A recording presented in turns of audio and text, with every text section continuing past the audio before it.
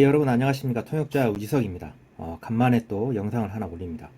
얼마 전 G7 정상회의가 열렸는데 문재인 대통령께서 뭐 인싸 그리고 스가 총리는 아싸였다 뭐 이런 말들이 나오고 있는데요. 이 G7 이후에 한일 관계가 어떻게 나아갈 것인지에 대해서 조금 여러분들과 한번 이야기를 해보고자 합니다. 최근에 이 포브스 재팬이라는 곳에서 재미있는 글이 올라왔어요. 그래서 그 부분을 가지고 지금 한국 미디어에서는 이야기 않는 부분들, 일본에서는 한국을 어떻게 생각을 하고 있는지 그런 부분들하고 같이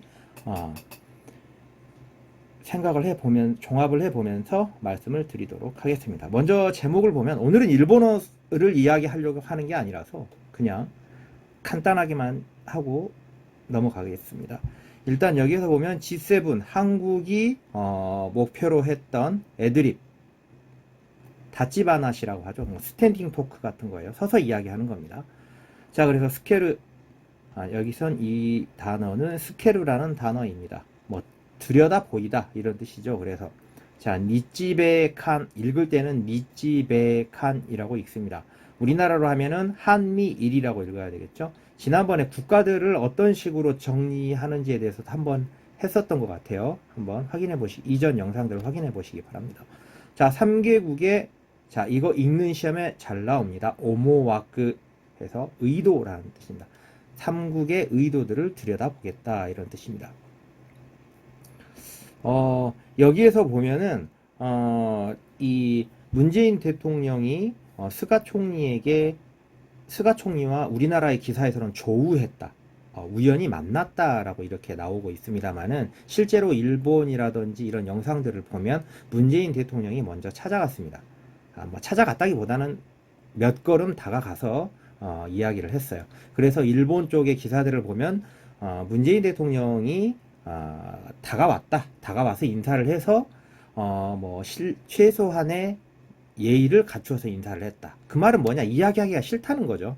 뭐 최소한의 뭐 예우로 응대했다. 그런 말도 참 웃깁니다만은 하여간 그렇게 해서 인사만 하고 스가 총리는 바로 빠지고 스가 총리의 부인과 잠시 이야기를 나누는 장면이 일본의 NHK 영상에서는 나왔었습니다.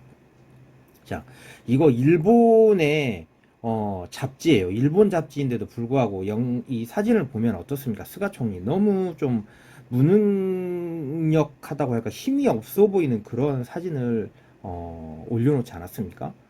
이 실제로 G7에 있어서 영상을 보면 정말 너무 의기소침해 있고 무능력해 보이는 그런 모습으로 나옵니다. 좀 마음이 아파요. 이전 아베 총리 같은 경우에는 국제 무대에서 그런 모습을 보이지는 않았었습니다. 그런데 이번에 스가 총리 같은 경우에는 정말 너무 좀 안타까울 정도로 너무 무능력한 모습을 보여준 게 아닌가라는 생각이 듭니다. 자, 일단 한국이 이 기사를 쭉 읽어보면 두 번째 어떤 부분이 나오느냐. 한국은 북한과의 관계를 개선하기 위해서는 미국과 우호적인 관계를 계속 유지해야 할 필요가 있다라고 일본 측에서는 분석을 하고 있습니다. 자, 그러면 미국 측에서는 어떠냐 하면, 자, 그러면 일본하고 대화를 해라. 일본하고 사이를 풀어라. 라고 이렇게 한국에 압력을 가했을 것으로 보인다라고 일본에서는 추측을 하고 있습니다. 그래서 한국이 어쩔 수 없이 일본에게 대화를 거는 것이다. 이렇게 분석을 하고 있습니다. 그렇기 때문에 어떤 대책을 마련하지 않고 위안부 문제라든지 그리고 징용 노동자 피해자들에 대한 어떤 그런 대책들 이런 부분들을 가지고 오지 않는 한은 우리는 대화에 응하지 않겠다라는 게 일본의 기본 자세입니다. 이런 내용들과 그리고 댓글들을 보더라도 한국 사람들은 대책도 없는데 항상 대화를 하자고 하고 대화의 장으로 끌어내서 자기들의 주장을 전달을 하고 자기 쪽으로 끌어들이려고 한다. 뭐 이런 이야기들이 많이 나오는데 이거는 좀 잘못된 생각인 것 같아요. 우리나라는 예전부터 토론하는 문화를 좋아했던 민족입니다. 일단 이야기를 하자라는 그런 입장을 많이 지금까지 취해왔습니다. 그렇지만은 일본은 그렇지가 않아요. 자기가 하고 싶은 말 하려면 목숨을 걸어야 되는 그런 사무라이 문화였죠. 그러다 보니까 그렇게 쉽게 자기 의견들을 내놓지 않습니다. 확실한 어떤 대안이라던가 이런 게 있지 않는 한은 정말 목숨을 걸어야 됐거든요. 안 그러면 할복을 해야 됐고, 물론 우리나라도 뭐 목숨을 내걸고 탄원을 한다라 상소를 올리거나 그렇게 한 역사가 있긴 합니다만은 일본보다는 조금은 더 자유로웠었지 않나라고 생각을 해봅니다. 그런 문화가 있기 때문에 약간은 문화 충돌도 있다고 볼 수 있어요. 자, 그런데 이번 G7이 끝나고 나면서 보세요. 일본은 거의 이 G7의 정식 멤버임에도 불구하고 어떤 제대로 된 역할을 하지 못했고, 한국은 초청국으로 갔습니다만 상당히 소기의 목적을 달성했다고 볼 수가 있습니다. 정말 인싸적인 활동을 하고 오셨죠, 문재인 대통령께서. 자, 그러면 향후 우리 일본과의 관계 어떻게 될 것인가? 자, 올림픽을 우리가 보이콧을 할 이유는 없습니다. 독도 문제 때문에 보이콧을 하려고 하자라는 이런 의견들도 많이 있습니다만은 굳이 올림픽을 보이콧할 필요는 없죠. 물론 보이콧하는 나라가 많다고 한다면 상관이 없겠지만 이런 국제적인 이런 행사에서 우리가 빠진다는 거는 우리가 아싸가 돼버리는 거예요. 그렇기 때문에 이런 행사에서 빠질 필요는 없다라고 생각을 합니다. 자, 그렇다면 올림픽을 참가했을 때 어떻게 해야 될 것이냐? 일본이 가장 잘하는 게 뭔가요? 일본이라고 하면 안 되겠죠. 일본 정부가 잘하는 게 뭔가요? 남의 잔칫집에 재뿌리기 잘하죠. 그러면 우리도 그렇게 하면 됩니다. 우리나라가 태극기가 아니라 한반도기에 독도를 엄청 크게 표시하고 국가가 그걸 가지고 입장을 하는 것이죠. 물론 엄청나게 반발을 하겠지만 이거는 국가적인 차원에서 해서 가야지 선수단들이 한다라든지 일부 선수들이 해서는 안 됩니다. 그렇게 되면 그 선수들이 피해를 볼 수가 있기 때문에 이거는 국가 차원 아니면은 올림픽 뭐 위원단이라고 해야 되나요? 뭐 그쪽 차원에서 해가지고 가야 될 필요가 있다. 제대로 한번 쳐줘야죠. 그래야 자기들도 어떤 느낌인지 한번 당해봐야 알 것입니다. 뭐 꼭 이렇지는 않더라도 올림픽은 참가해야 된다라고 생각을 합니다. 자, 그리고 이제 한일 관계에 있어서 보시면은 너무 스가 총리가 무능해요. 아베 총리는 무능하진 않았습니다. 그리고 자기 주장에 대해서 관철시키거나 무언가를 하기 위해서 열심히 한 사람이었는데 스가는 뭔가 생각도 없어요. 너무 무능해요. 그럼 스가 총리가 잘못된 것인가? 아니에요. 보좌관들이 잘못된 거죠. 보좌관들이 보좌를 잘해야 되는데 무능한 걸 알면 보좌관들이 열심히 뛰어야 되는데 안 해요. 안 하는 것 같아요. 좀 없습니다. 그냥 오직 올림픽에 매달려서 올림픽 이후에 선거를 치러서 다시 정권을 획득하겠다 이 생각밖에 없는데 보고 있으면 정말 한심하고 애틋합니다. 자, 이러다 보니까 한일 관계는 어떻게 될 것인가? 자, 생각해 보세요. 한국은 옛날에 식민지였고 못 사는 나라였는데 이제 거의 어떤 분야에서는 뛰어넘었고 거의 동등한 위치까지 왔고 외교적인 데 분야에서도 상당히 많이 우리나라가 올라왔습니다. 일본을 외교적으로 따라가기란 아직은 쉽지가 않아요. 일본을 그렇게 무시하시면 안 됩니다. 자, 그렇지만 우리도 많이 따라왔단 말이죠. 그러다 보니까 배가 아프죠. 배가 아플 수밖에 없습니다. 그러기 때문에 이쪽에 한국 쪽에서 굽히고 들어가지 않는 한은 우리나라가 대등한 입장에서 다가가려고 하면 절대 어떤 회담에 응하려고 하지 않을 것입니다. 이런 관계는 계속 되겠죠. 당분간 계속 될 겁니다.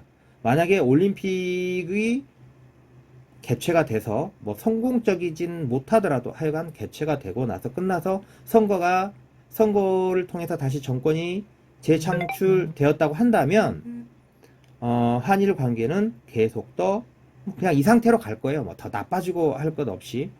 자, 그러면 이제 제 유튜브를 보시는 분들 중에 대부분이 좀 스노보더들도 많고 그러신데, 자, 그러면 어떻게 되느냐? 지금 관광비자 안 나오죠.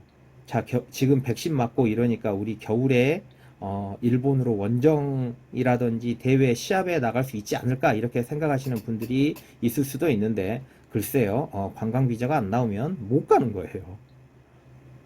못 갑니다. 비자를 받아야 돼요. 무언가 특별한 뭐 비즈니스 비자라든지 이런 걸 받아야 갈 수가 있습니다. 그렇기 때문에 전망이 그렇게 올 겨울도 우리가 일본에 가거나 아니면 일본에 있는 친구들을 초청하거나 하는 것은 불투명합니다. 이게 그렇게 쉽게 될 수가 없어요. 저는 개인적으로 이렇게 생각을 합니다. 물론 제가 전공이 커뮤니케이션 쪽이고 이런 정치 쪽이 아니라서 이런 정치적인 전문적으로 정치를 전공하신 분들보다는 좀 깊숙하게 분석을 못하는 그런 한계점도 있을 것입니다만은 커뮤니케이션적인 면 그리고 인간 심리학적인 면에서 보면 당연한 결과라고 볼 수가 있어요. 여러분도 생각을 해보세요. 나보다 못했던 찌질이가 잘 돼가지고 왔어요. 근데 나하고 막 이야기를 하지. 근데 나는 지금 요즘 못 나가고 있어. 힘들어. 만나고 싶겠어요? 만나봤자 뭐 걔만 좋은 일 시킨다고 생각을 하면 안 만나겠죠. 굳이 내가 쟤를 왜 만나지? 라는 생각을 가질 거란 말이죠. 물론 만날 수도 있습니다. 뭔가 좀 통이 크고 그런 만날 텐데 지금의 스가 정부는 아니라는 거죠. 스가 정부는 보고 있으면 아닌 것 같습니다. 뭐 아베 정권도 싫었습니다만은 이제 구관이 명관이라고 답답합니다. 지금 외교 라인을 통해서 계속 우리는 회담을 하려고 노력을 하고 있습니다만은 일본 쪽에서는 너희들이 답을 뭔가 해결책을 가지고 오지 않는 한은 이야기를 하지 않겠다라고 이야기를 계속 반복하고 있죠. 그 말은 뭐냐? 일본에서도 자기들도 뭘 어떻게 해야 될지 모르는 거예요. 해결책이 없다는 거죠. 명확한 해결책이 없어요. 일본 애들도. 그러니까 맨날 너희들이 해결책을 가지고 와라라는 거죠. 그 해결책에 대해서 마음에 들면 이야기를 하고 마음에 안 들면 이야기를 안 하겠다라는 건데 장난하는 것도 아니고 뭔지 모르겠습니다. 하여간 너무 무능력의 극치를 보여주는 것 같다는 생각이 듭니다. 회담을 해서 생각의 차이가 명확하면 온도차가 명확하게 나면 명확하게 난 대로 안 나면 안 난 대로 계속 이야기를 해 나가자. 이런 게 좀 어떻게 보면 우리 한국의 지금까지 어떤 그런 뭐 노선이었다고나 할까요? 뭐 이런 건데 일본은 그렇지가 않아요. 그래서 이런 부분들은 어떤 역사적인 면들도 조금은 반영이 되어 있다. 뭐 약간 일본인론에 들어가는 것일 수도 있겠습니다만 그렇습니다. 자, 그래서 뭐 좀 두서없이 말씀을 드렸습니다만은 향후 한일 관계는 개선될 여지가 당분간은 없다. 올림픽에 우리나라가 참가하게 되면은 한일 관계가 좋아져서 무언가가 될 거다라는 그런 희망은 안 가지는 게 좋다. 그리고 올림픽은 참가해야 될 것이냐, 보이콧해야 될 것이냐, 보이콧해서 좋을 게 별로 없습니다. 올림픽은 가는 게 좋습니다. 자, 개인적인 이야기 가서 초 좀 쳤으면 좋겠어요. 한반도 크게 독도 크게 붙여서 갔으면 하는 바람입니다. 자, 그리고 관광 비자가 그러니까 무비자로 들어갈 수 있는 옛날처럼 될 수 있는 그런 관계까지는 아직은 힘들다. 지금의 상황으로 볼 때는 그렇습니다.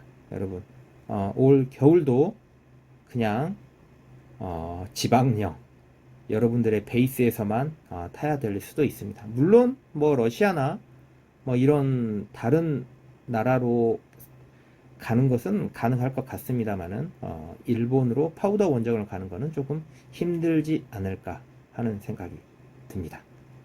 이상 통역자였습니다.